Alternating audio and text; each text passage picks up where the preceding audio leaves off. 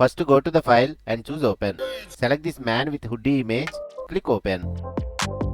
Take the quick selection tool and select the hoodie like this.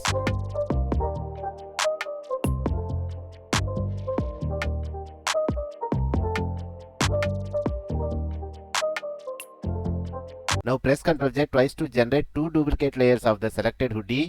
Hide the top layer. Select the middle layer. Now take the rectangle tool. Set the shape option. Change any color here. Then create a shape like this. Now right click on this shape layer and choose convert to smart object. Then right click on this layer again and choose create clipping mask.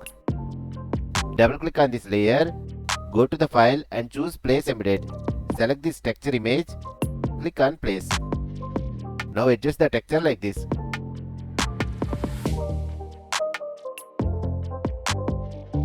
Go to the file and choose save. Open the main window. Go to blend modes and choose linear burn. Right click on this layer and choose blending options. Now adjust the underlying layer option like this.